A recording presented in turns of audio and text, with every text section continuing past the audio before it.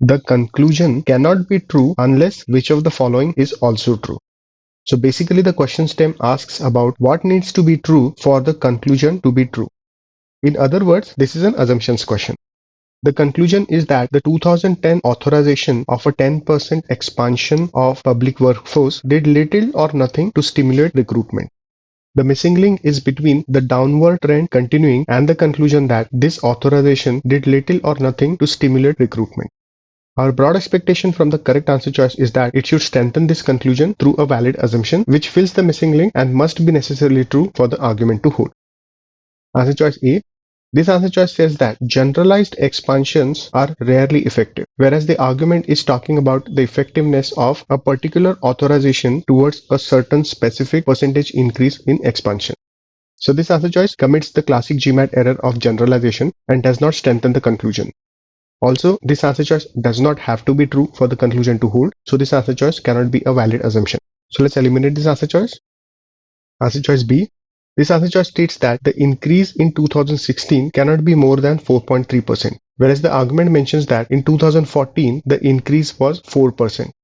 So 4% in 2015 and 4.3% in 2016 actually indicates that there is no downtrend, because in 2016 more recruitment is taking place than in 2015.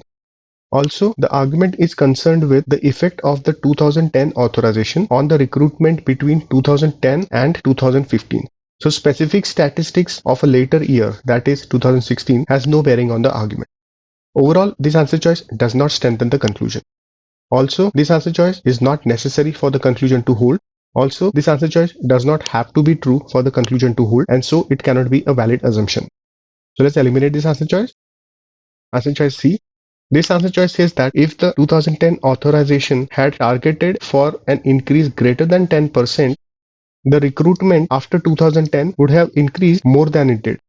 So basically this answer choice says that the authorization has some impact in the increase in recruitment. Such a correlation between the authorization and the increase in recruitment weakens rather than strengthens the conclusion that the authorization did not do anything to stimulate recruitment. So this answer choice does the opposite of what we need. So let's eliminate this answer choice. Answer choice D. This answer choice says that the recruitment of public school teachers is usually directly proportional to the size of the overall public workforce. This information related to the proportion makes no suggestion regarding whether this particular authorization did anything to stimulate the recruitment. So this answer choice is just additional detail and has no bearing on the argument. Also, this answer choice does not have to be true for the conclusion to hold. So this answer choice cannot be a valid assumption. Let's eliminate this answer choice. Answer choice E. This answer choice states that without the authorization, the recruitment after 2010 would not have been lower than what it was. That means the authorization did not actually have much of an impact on recruitment after 2010. In such a case, it strengthens the conclusion that the authorization did little or nothing to stimulate recruitment. Also, this answer choice has to be true for the conclusion to hold, because negating this answer choice would mean that without the authorization, the recruitment after 2010 would have been lower than what it was. That means the authorization would have contributed significantly to the recruitment, and in that case, the conclusion is weakened. So this answer choice indicates an assumption. E is the correct answer choice.